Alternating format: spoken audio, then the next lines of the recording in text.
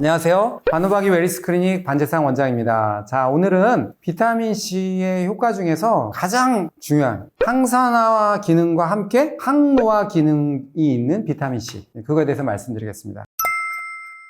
노화 이론 정말 여러 가지 많습니다만은 요즘에 의학계에서 가장 받아들여지는 이론 중에 하나가 뭐냐면 활성산소 이론일 것 같습니다. 사람이 살아가다 보면은 에너지라는 것을 만들게 되는데요. 그 에너지가 미토콘드리아라는 곳에서 산소와 포도당이 서로 결합해서 크레스 사이클이라는 걸 통해서 이 ATP라는 걸 만들게 되고, 이 ATP가 우리의 삶에 말하자면 에너지가 된다고 보시면 되는데요. 이 과정에서 문제는 산소가 꼭 필요한데 그 산소 중에 일부가 활성산소가 된다는 거죠. 이 중에 20%는 우리 체내에 있는 항산화제에 의해서 처리가 되게 됩니다. 간단하게 비유를 하자면 공장을 돌렸는데 공장에서 폐수가 생기는 거예요. 폐수. 그 폐수가 바로 활성산소죠. 우리가 폐수를 정화해서 내보내야 되잖아요. 깨끗하게 만들어서. 그 정화하는 것이 항산화제입니다. 항산화제가 대표적인 게 글루타치온, 그 다음에 SOD라는 물질도 있고, 비타민 A, 비타민 E, 여러 가지 정말 몇백 가지의 항산화제가 있습니다. 근데 이러한 항산화제들이 말하자면 폐수를 처리해 주게 되죠.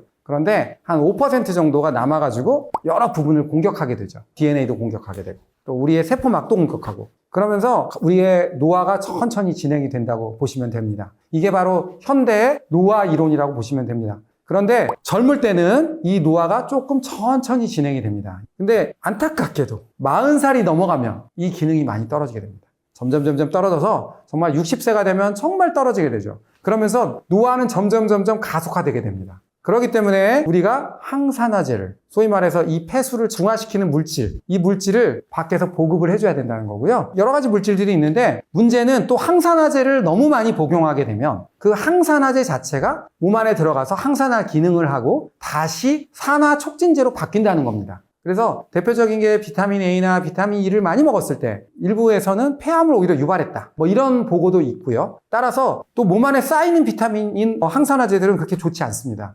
과다하게 먹었을 때 몸에 쌓여서 지속적인 문제를 일으킬 수가 있는 겁니다. 그런데 대표적으로 항산화 역할도 아주 강력하면서 우리 몸속에 쌓이지도 않고 고용량으로 섭취해도 부작용을 일으키지 않는 대표적인 항산화제가 바로 비타민 C입니다. 구독자 여러분들 기억해야 됩니다. 자, 우리 몸은 어쩔 수 없이 활성산소라는 게 생기게 되죠. 스트레스를 받으면 더 많이 생기고, 그 다음에 운동을 많이 하게 되면 더 생기게 되고, 노화가 되면은 이거를 중화시키는 항산화 물질들이 점점 감소하게 되죠. 그렇기 때문에 나이가 드셨을 때, 특히 40대가 넘어가면 항산화제를 반드시 보충을 해줘야 되고요. 이 항산화제의 왕은 뭐다? 비타민 C라는 겁니다. 항산화제 중에 비타민 C가 항산화 효과도 충분하면서도 많이 먹어도 부작용이 없다는 겁니다. 제가 항상 저희 환자들한테 말씀드립니다. 피부를 젊게 만들려면 반드시 비타민 C를 복용해야 됩니다. 피부도 계속 우리가 자외선에 공격을 받습니다. 자외선에 공격을 받으면 산화 스트레스를 받게 되고, 말하자면 피부도 산화가 되게 되죠.